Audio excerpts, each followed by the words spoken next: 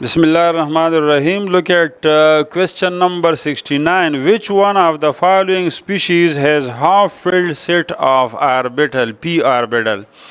देखें बेटा, ऑक्सीजन का एटॉमिक नंबर 8 है, इसकी इलेक्ट्रॉनिक कन्फिगरेशन है 1:2:2p4। लेकिन अगर इसके ऊपर हम +1 चार्ज ले आएँ तो इससे एक इलेक्ट्रॉन हम कम कर दें तो ये हो जाएगा 1:2:2 एंड 2p3। तो p के अंदर आप देखें 3 इलेक्ट्रॉन आएंगे तो 1 1 1 p में टोटल 6 इलेक्ट्रॉन आते हैं। जब इसमें 3 होंगे तो इसको हम हाफ फील्ड कहते हैं। और ये याद रखो कि O+1 में देयर आर 7 इलेक्ट्रॉन्स और नाइट्रोजन में भी 7 इलेक्ट्रॉन होते हैं। तो नाइट्रोजन और O+1 में बराबर बराबर इलेक्ट्रॉन होते हैं। So they are iso electronic. इस वजह से नाइट्रोजन में भी हाफ फील्ड p ऑर्बिटल होता है और ऑक्सीजन के प्लस में भी हाफ फील्ड p ऑर्बिटल होता है। तो क्वेश्चन नंबर 69 में option number D is correct. Question number 70, which ion contain an unpaired electron? तो देखें बेटा, कॉपर +2 है, इसकी इलेक्ट्रॉनिक कन्फिगरेशन होती है 4s0 और 3d9। तो डी में टोटल 5 ऑर्बिटल होते हैं। देयर आर 5 ऑर्बिटल 2 2 2 और 2 और 1। So there is 1 unpaired electron in copper +2। और ये जो है पैरामैग्नेटिक होगा, यानी कॉपर के +2 के कंपाउंड जो होते हैं ये पैरामैग्नेटिक होते हैं। कॉपर सल्फेट भी पैरामैग्नेटिक कंपाउंड है। तो इसमें ऑप्शन नंबर सी जो है ये करेक्ट है। Question number 71, which one has more electron than proton? तो देखें बेटा, जब किसी मालिक्यूल में या किसी आयन में इलेक्ट्रॉनों की तादाद प्रोटॉनों से ज़्यादा होगी तो उस पर नेगेटिव चार्ज होगा। अब आप देखें दो चीज़ों पर नेगेटिव चार्ज है, एक ऑप्शन नंबर सी में और एक ऑप्शन नंबर डी में। सी में है OH नेगेटिव और डी ऑप्शन में है OD नेगेटिव। तो इस पर भी नेगेटिव चार्ज है, इस पर भी। जब नेगेटिव चार्ज होगा किसी स्पीशी पर तो उसमें इलेक्ट्रॉन जो है वो प्रोटॉनों से ज़्यादा होंगे, तभी तो इस पर नेगेटिव चार्ज होगा। लेकिन कहता है कि किस में प्रोटॉन न्यूट्रॉन से ज़्यादा हैं, किस में? And which one of the following have more proton than neutron? तो देखें बेटा, ऑक्सीजन के अंदर 8 प्रोटॉन होते हैं और 8 न्यूट्रॉन। तो प्रोटॉन न्यूट्रॉन इसमें बराबर है। और ड्यूट्रियम में, ड्यूट्रियम जो है this is heavy isotope of hydrogen, इसमें 1 प्रोटॉन और 1 न्यूट्रॉन है। तो OD-1 में प्रोटॉन टोटल कितने होंगे? देयर आर 8 + 1 = इसमें 9 प्रोटॉन है और 8 + 1 = 9 इसमें न्यूट्रॉन है। तो प्रोटॉन और न्यूट्रॉन इसमें दोनों में बराबर हैं। और यहाँ पर OH है तो O में कितने प्रोटॉन हैं? 8 प्रोटॉन हैं और 8 इसमें न्यूट्रॉन होते हैं। लेकिन हाइड्रोजन के अंदर 1 प्रोटॉन होता है जबकि हाइड्रोजन के अंदर न्यूट्रॉन नहीं होता है, प्रोटियम में न्यूट्रॉन नहीं होता। तो टोटल प्रोटॉन इन दोनों में कितने हो गए? 9 प्रोटॉन और न्यूट्रॉन टोटल इसमें कितने हो गए? 8 न्यूट्रॉन। तो इस स्पीशीज़ के अंदर, ये जो सी स्पीशी है, इसमें प्रोटॉनों की तादाद जो है ना वो न्यूट्रॉनों से ज़्यादा है और इलेक्ट्रॉनों की तादाद प्रोटॉनों से ज़्यादा है, तभी तो इसके ऊपर नेगेटिव चार्ज है।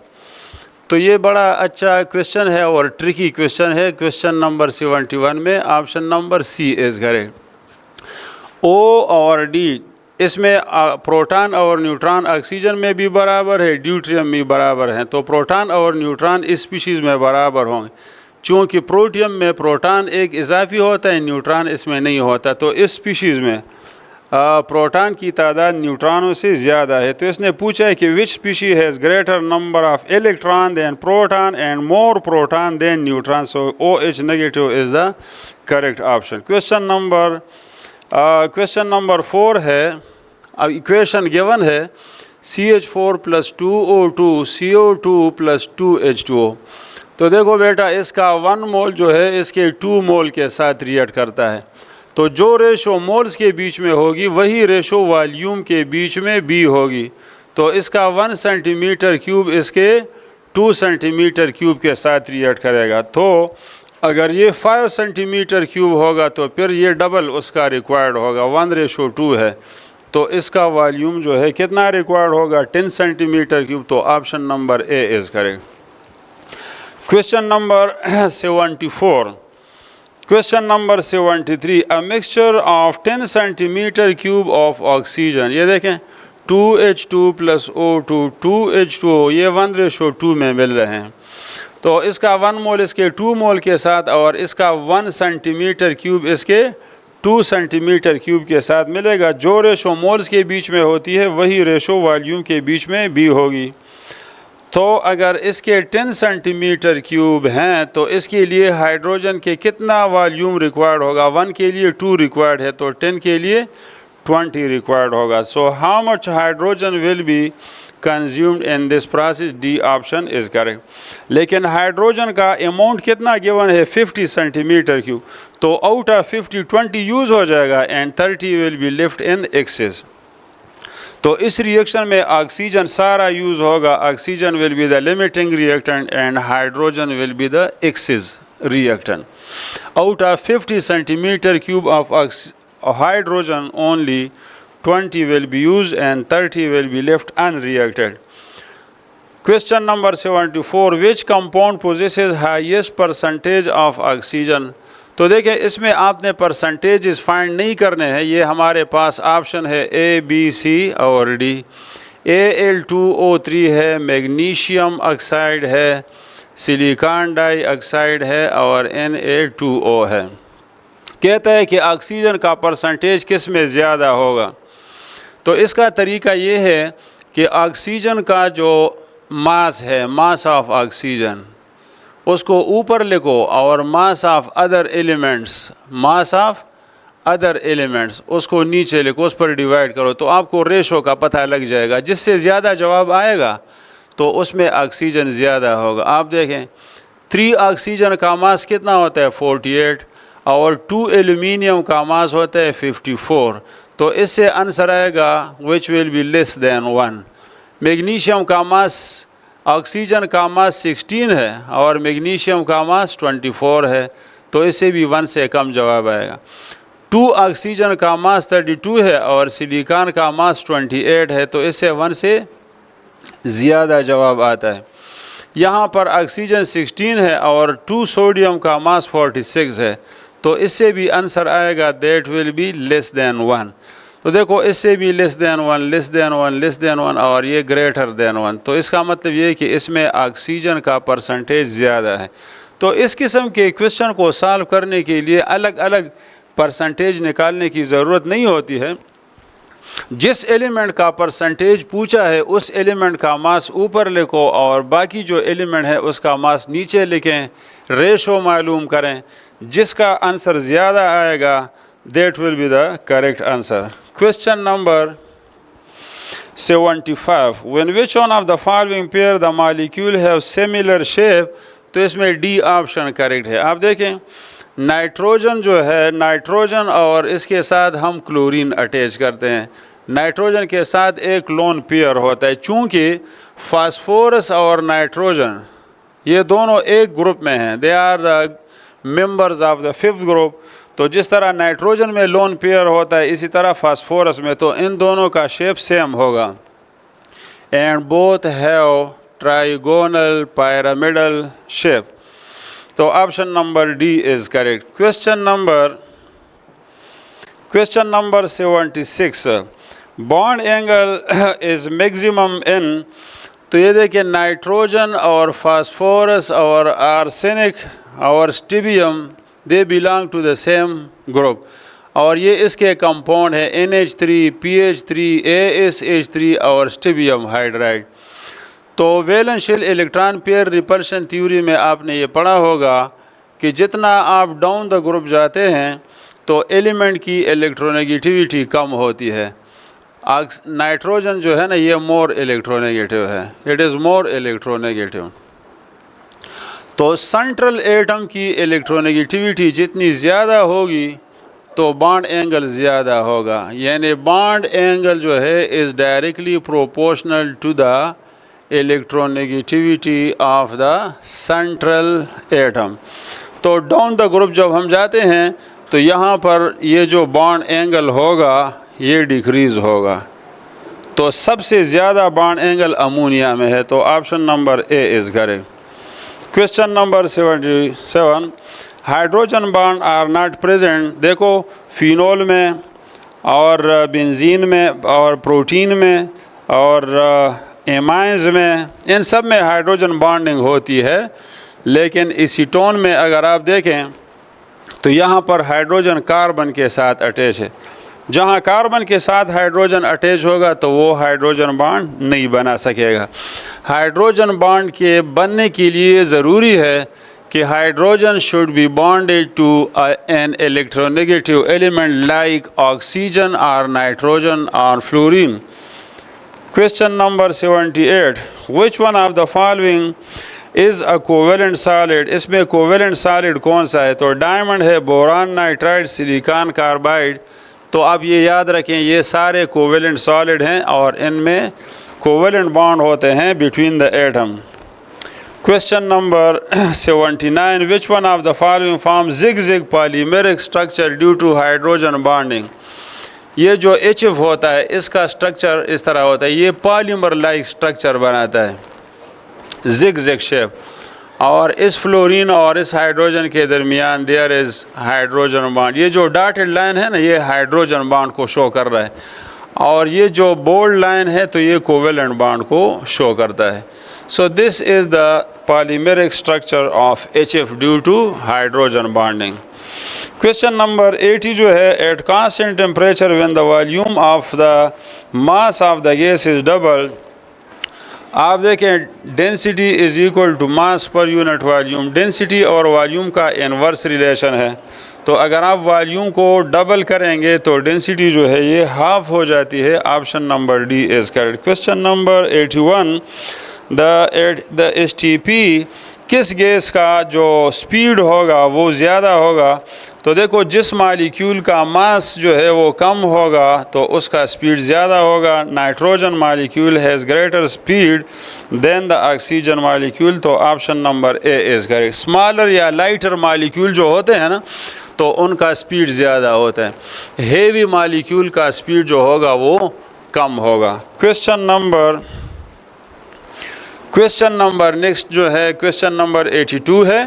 अर्दरन पॉट्स में यानी मिट्टी के बर्तनों में जब हम पानी रखते हैं तो ये ठंडा क्यों होता है? क्योंकि इसके सरफेस से इवापोरेशन होती है और इवापोरेशन काजेज कूलिंग इफ़ेक्ट।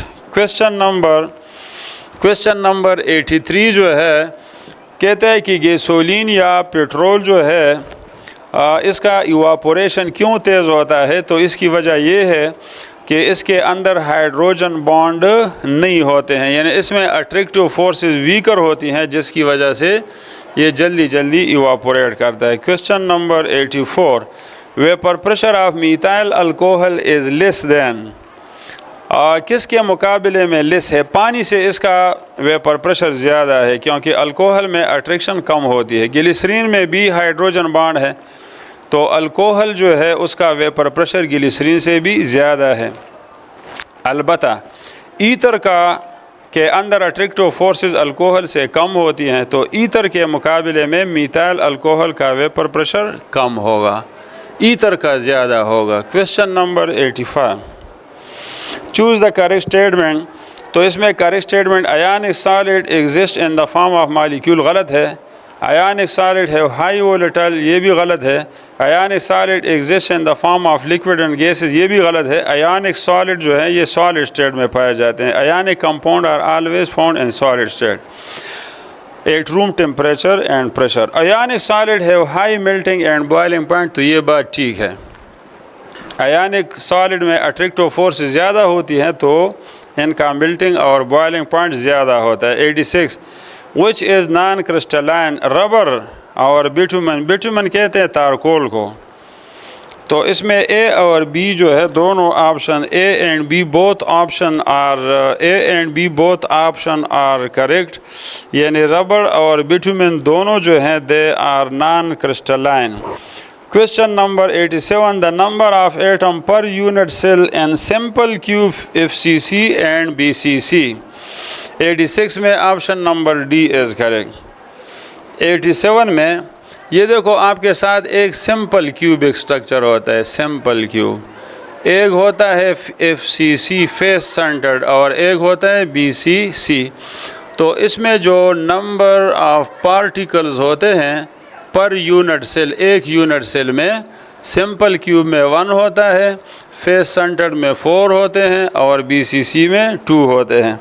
तो इसमें option number B is correct. इसका डिटेल जो है, इसके डिटेल की ज़रूरत नहीं है, बस आप इसको मेमोराइज़ करें कि सिंपल क्यूब के यूनिट सेल में एक पार्टिकल, FCC में 4 और BCC में 2 पार्टिकल होते हैं। क्वेश्चन नंबर 88, ये हमारे पास रिवर्सिबल रिएक्शन है ए और बी। कहता है कि व्हेन ये इक्विलिब्रियम अटेन होगा, कब अटेन होगा, that when the rate of transformation of A to B is equal to the rate of transformation of B to A. जिस स्पीड से ए से बी बनता है उस स्पीड से बी से ए बनता है, तो this will be the equilibrium state B. Question number 89. For the reaction H2 plus I to 2HI, the system will shift in that direction which pressure is increased. तो आप देखें बेटा, ये हमारे पास जो रिएक्शन है H2 plus I2 and 2HI, तो यहाँ पर number of moles right side पर भी 2 है और लेफ़्ट साइड पर भी 2 है। जब दोनों के मोल्स बराबर होंगे तो प्रेशर का यहाँ पर कोई इफ़ेक्ट नहीं होगा। Option number C. Question number 90, the correct relation between KP and KC is this one, delta N। तो यहाँ पर हमारे पास जो इक्वेशन है, ये हमारे पास इक्वेशन है, the value of KP and KC, KP will be equal to KC कब, when delta N is equal to 0। Delta N is equal to 0 होगा तो ये सारा टर्म 1 के बराबर हो जाएगा। जब ये 1 के बराबर होगा तो KP KC बराबर होगा। Delta N is equal to 0 का मतलब क्या है, when the number of moles of the product is equal to the number of moles of the reactant।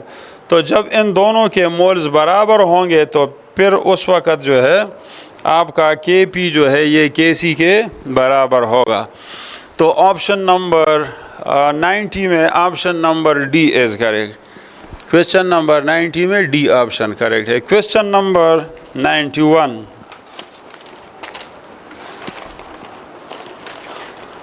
When increase in temperature is 10 degree the rate of reaction is double.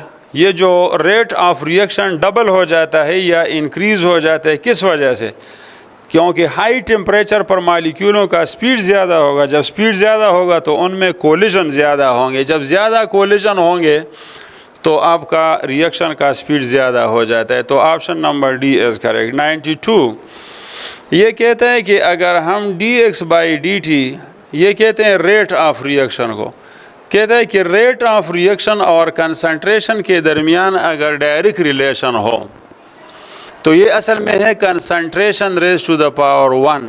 तो इसके साथ जब इसका direct relation होगा तो इसका जो order होगा वो इस कंसंट्रेशन के पावर के बराबर होगा। So order of reaction is 1। अगर कंसंट्रेशन के स्क्वायर के साथ इसका डायरेक्ट रिलेशन होगा तो फिर इसका ऑर्डर 2 होगा। Option number A is correct. Question number 93, what happens अगर आपके साथ कॉपर सल्फेट का सलूशन हो, कॉपर +2 का कलर ब्लू होता है, इसके अंदर अगर मैं आयरन रखूं तो आयरन जो है ना ये मोर इलेक्ट्रोपॉजिटिव है, आयरन इज़ मोर इलेक्ट्रोपॉजिटिव। तो ये क्या करेगा, ये कॉपर को रिड्यूस करेगा, तो आयरन चला जाएगा +2 स्टेट में और ये आयरन +2 फिर सल्फेट के साथ मिलकर आयरन सल्फेट बनाता है।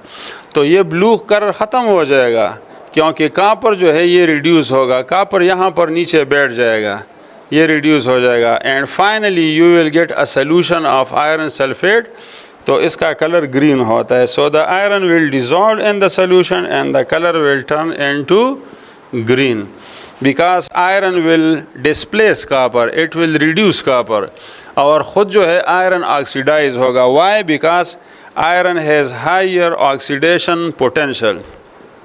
क्वेश्चन नंबर 94, H3 और PO2 एज ए होल इसका ऑक्सीडेशन स्टेट 0 है, हाइड्रोजन का 1 है, and there are 3 hydrogen atom, phosphorus का अननोन है, ऑक्सीजन का -2 है। तो ये हो जाएगा +3 और -4, तो x -1 हो जाएगा is equal to 0 and x is equal to +1। तो इस कंपाउंड में oxidation number of phosphorus is +1। 95, ये जो ऑक्साइड है ना, लेड ऑक्साइड है, बेरिलियम, एल्यूमिनियम, ये सारे एम्फोटेरिक ऑक्साइड हैं, आपके कोर्स में है, आप इसको स्टडी करें। एम्फोटेरिक ऑक्साइड उसको कहते हैं जो कि एसिड और बेस दोनों के साथ मिलकर साल्ट बनाते हैं। कहते हैं कि बेरिलियम क्लोराइड जो है ये कोवेलेंट है, बेरिलियम के सारे कंपाउंड कोवेलेंट होते हैं, जबकि मैग्नीशियम क्लोराइड अयानिक होता है। तो वजह क्या है? इसकी वजह यह है कि बेरिलियम का साइज़ बहुत छोटा है, जबकि मैग्नीशियम का साइज़ जो है ये बड़ा है। तो जिस आयन का साइज़ कम होगा तो इसकी चार्ज डेंसिटी जो है, इसकी चार्ज डेंसिटी हाई होगी। जब चार्ज डेंसिटी हाई होगी तो इसमें आयनिक कैरेक्टर जो होगा वो लेस होगा। जब आयनिक कैरेक्टर लेस होगा तो it will be more covalent. तो बेरिलियम की चार्ज डेंसिटी ज़्यादा होने की वजह से इसके कंपाउंड में कोवेलेंट कैरेक्टर पाया जाता है, और बेरिलियम के सारे कंपाउंड जो हैं they are covalent. Beryllium sulphate, nitrate, chloride, even fluoride is also covalent. 97, choose the correct geometry of this complex. तो ये इसको कहते हैं टेट्रा सयानो निकलेट, टेट्रा सयानो, ये एनायनिक कॉम्प्लेक्स है, तो निकल से निकलेट बन जाता है, और निकल का ऑक्सीडेशन स्टेट यहाँ पर 2 है, तो इसको रोमन में हम लिख देते हैं।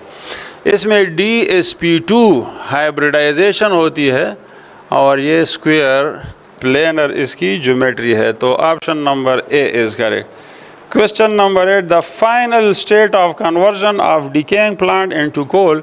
तो देखो, वुड होता है, प्लांट में वुड होता है, फिर इससे पीट बनता है, फिर इससे लिग्नाइट बनता है, लिग्नाइट के बाद फिर इससे बिटुमिनस कोल बनता है, बिटुमिनस के बाद इससे एंथ्रासाइड बनता है। So this is the final stage of coal formation.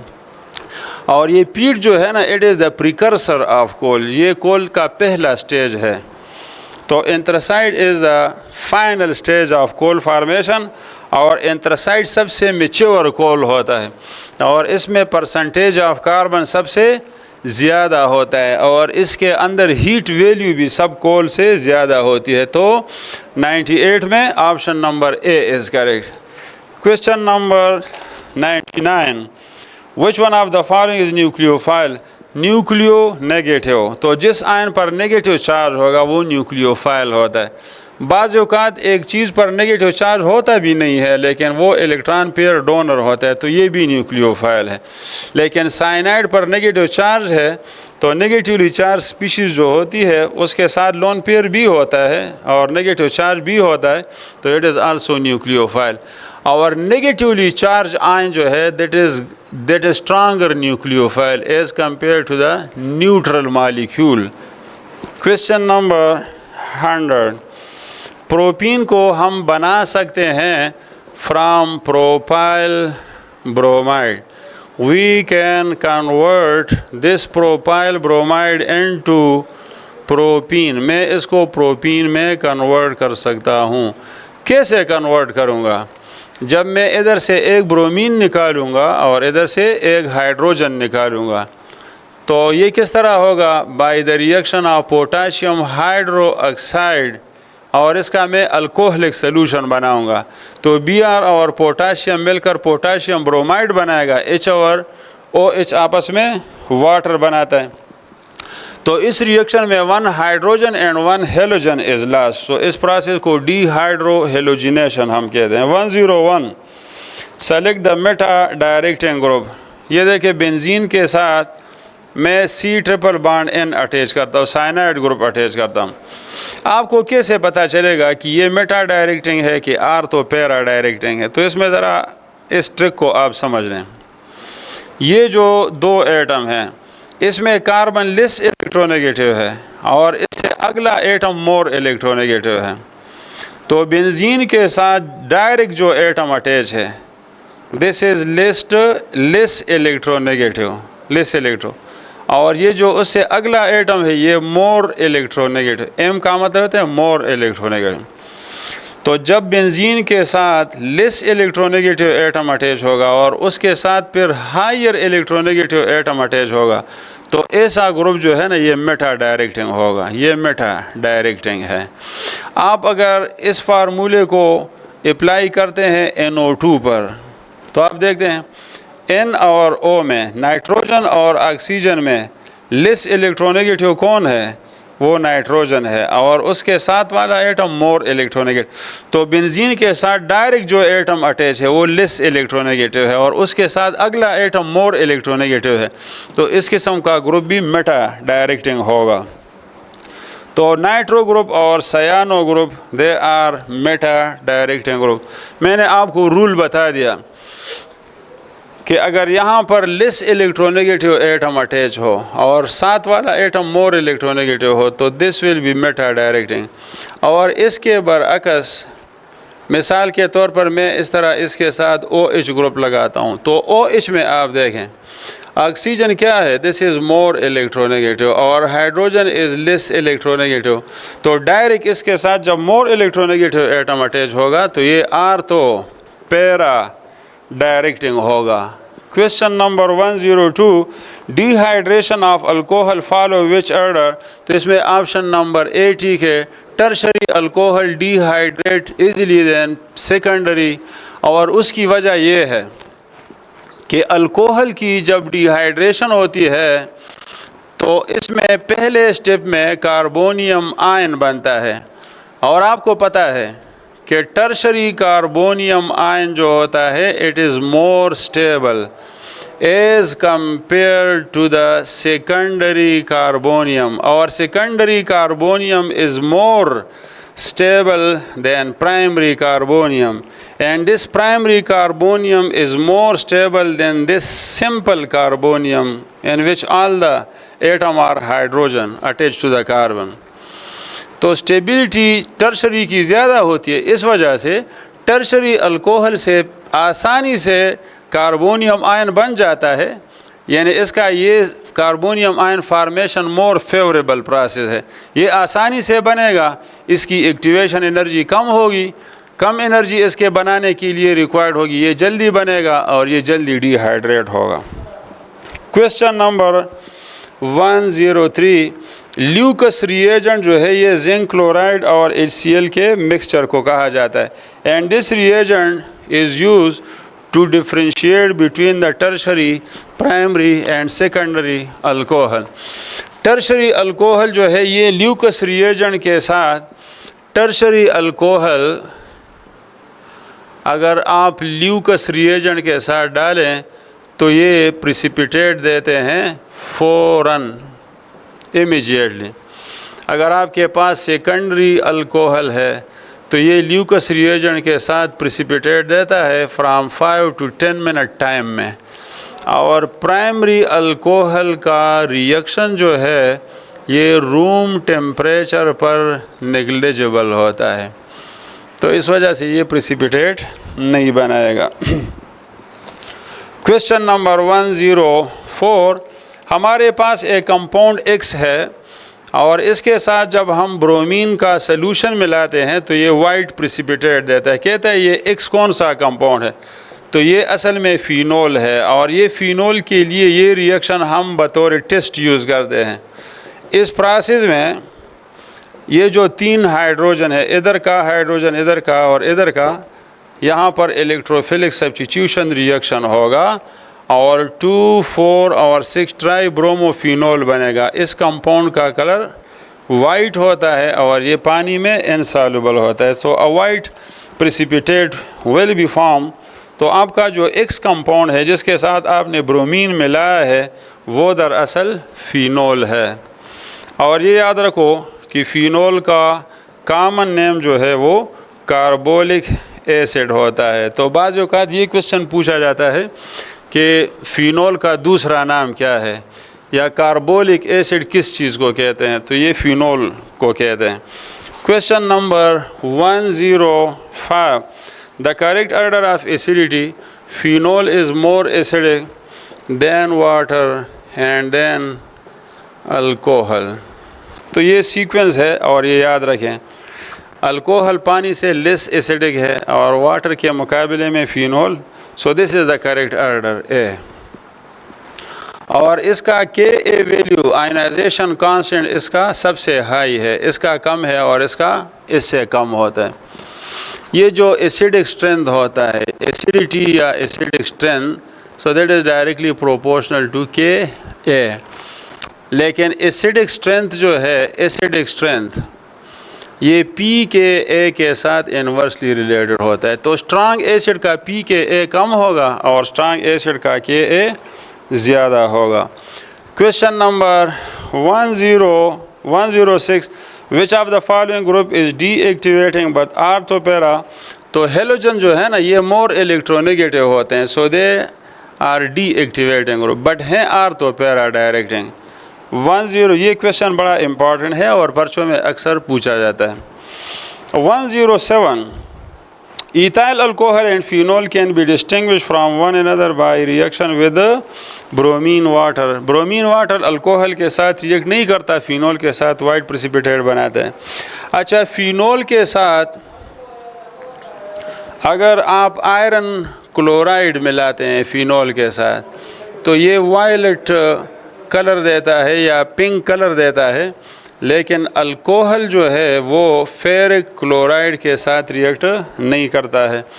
तो ये दोनों रिएजेंट इनमें हम डिफ्रेंशिएट करने के लिए इस्तेमाल कर सकते हैं। अच्छा, इथाइल अल्कोहल जो है ये आयोडोफॉर्म बना सकता है और फिनोल जो है ये आयोडोफॉर्म नहीं बना सकता। तो ये तीनों रिएजेंट जो है ना, they can be used to distinguish phenol from alcohol. तो option number D is correct. Question number 107 में option number D is correct. Question number 109, which one of the following is a best leaving group. सबसे अच्छा leaving group जो है वो कौन सा है। So among the halogen iodide is the best leaving group. तो 111 जो है क्वेश्चन नंबर 19 में ये जो आयोडाइड है this is a good leaving group. और इसकी वजह ये है कि आयोडाइड का साइज़ बड़ा होता है, तो ये नेगेटिव चार्ज जो है ना ये एक बड़े ग्रुप के ऊपर डीलोकलाइज हो जाता है, तो ये मोर स्टेबल होगा। इसकी चार्ज डेंसिटी कम है because of greater size of iodide. Question number 110, acetic acid जो है, एसिटिक एसिड CH3, इसमें 2 कार्बन हैं। जब हम इसके साथ लिथियम एल्यूमिनियम हाइड्राइड, ये रिड्यूसिंग एजेंट है, तो ये जो C+O ग्रुप है इससे CH2 बन जाता है और ये OH, तो आपके साथ इथाइल अल्कोहल बनेगा। Option number D is correct. Question number 111, ethane nitrile, ये असल में इस कंपाउंड को ईथेन नाइट्राइल कहते हैं। इसके साथ जब हम ग्रेगनार्ड रिएजेंट मिलाते हैं तो ये मीथाइल इसके साथ अटैक करेगा, तो कार्बन के साथ 2 मीथाइल अटैच होंगे और इस नाइट्रोजन पर नेगेटिव चार्ज आएगा। अच्छा, ये सेवरल स्टेप प्रोसेस है इसकी। जब फिर हम हाइड्रोलिसिस करते हैं तो फाइनली हाइड्रोजन नाइट्रोजन के साथ मिलकर अमोनिया बनाएगा या NH2 बनाएगा और ये ऑक्सीजन इधर आएगा, तो CH3 C+O CH3। ये कार्बोक्सिलिक एसिड के चैप्टर में ये जो नाइट्राइल हैं तो नाइट्राइल की केमिकल प्रॉपर्टीज़ में इसको मेंशन किया गया है। So this reaction is important. तो इससे कीटोन बनेगा। तो 111 में सी ऑप्शन इज़ करेक्ट, यानी एसीटोन बन जाता है इस प्रोसेस में। 112 विच one of the following metal is heavier. तो ये याद रखो कि लिथियम और सोडियम, पोटाशियम, रुबीडियम, सीजियम और फ्रांसियम, जितना हम नीचे जाते हैं तो मेटल की डेंसिटी जो है ना वो इंक्रीज़ होती है। यहाँ पर एक एक्सेप्शनल केस है कि सोडियम से पोटाशियम की तरफ जब हम जाते हैं तो इसकी डेंसिटी ज़्यादा नहीं होती है बल्कि कम हो जाती है, लेकिन नॉर्मल या जर्नल ट्रेंड ये है कि डेंसिटी डिक्रीज़ होती है डाउन द ग्रुप। तो रुबीडियम की डेंसिटी जो है वो सबसे ज़्यादा है, और ये सबसे तो नहीं लेकिन इनमें ये जो गिवन ऑप्शन है इनमें रुबीडियम की सबसे ज़्यादा है। और ये बाकी मेटल जो पानी से हल्के होते हैं, they float on the surface of water but it will sink into water because of its greater density. तो 112 में D option is correct. Question number 113 esters can be prepared. ये याद रखो कार्बोक्सिलिक एसिड के मुख्तलिफ डिराइवेटिव हैं, acid halides हैं और एसिड एनहाइड्राइड हैं, और हमारे पास एस्टर्स हैं, एमाइड्स हैं। तो इनकी जो रिएक्टिविटी होती है, ये जो कार्बोक्सिलिक एसिड डिराइवेटिव हैं इनकी रिएक्टिविटी इस तरह डिक्रीज़ होती है। मतलब ये है कि ये सबसे ज़्यादा रिएक्टिव हैं, ये फिर इसके बाद रिएक्टिव हैं, ये उसके बाद फिर रिएक्टिव हैं, ये सबसे लेस रिएक्टिव है। तो ये ट्रिक आप सीखें कि जो लेस रिएक्टिव एसिड डिराइवेटिव होगा, मोर रिएक्टिव से इसका बनाना आसान होता है। मतलब ये कि एस्टर को आप बना सकते हैं from acid halide also and from acid anhydride, लेकिन एमाइड से आप एस्टर नहीं बना सकते हैं because amides are less reactive than the ester. तो 113 में हमारे पास जो आंसर आ रहा है वो डी आंसर है, option number D is correct. Question number 114, ये ट्रेंड आपसे अक्सर पूछा जाता है अच्छा कि एसिड डिराइवेटिव में कौन सा सबसे ज़्यादा रिएक्टिव है, कौन सा लेस रिएक्टिव है। This is very important. Question number 114, when sodium propanoate is heated with soda lime. Sodium propanoate ये प्रोपानोइक एसिड का साल्ट है, तो इसके साथ अगर हम सोडा लाइम मिलाएं और इसको हीट करें, इस रिएक्शन को डीकार्बोक्सिलेशन रिएक्शन कहते हैं। इसमें सोडियम कार्बोनेट बनेगा, पीछे हमारे साथ 2 कार्बन रह गए, तो इससे ईथेन बनेगा। ये याद रखिए कि अगर कार्बोक्सिलिक एसिड में 3 कार्बन है तो इससे 2 कार्बन वाला अल्केन बनेगा। अगर 2 कार्बन वाला साल्ट आप लेंगे तो इससे 1 कार्बन वाला अल्केन बनेगा। तो इसमें हमारे पास क्वेश्चन नंबर 114 में ईथेन जवाब आ रहा है, C option is correct. 115 acetaldehyde on reduction. ये देखें अल्डिहाइड की जब हम रिडक्शन मीन हाइड्रोजनेशन अगर हम इसकी करें तो यहाँ पर हाइड्रोजन आएगा, इधर एक हाइड्रोजन आएगा, इधर दूसरा हाइड्रोजन, तो ये हो जाएगा CH3CHH और ये OH, तो इथाइल अल्कोहल बनेगा। Option number B is correct. Question number 116, anhydrous acetic acid freezes. तो ये आइस लाइक क्रिस्टल बनाता है, इस वजह से इसको ग्लेशियल एसिटिक एसिड कहते हैं। ग्लेशियल का मतलब होता है आइस।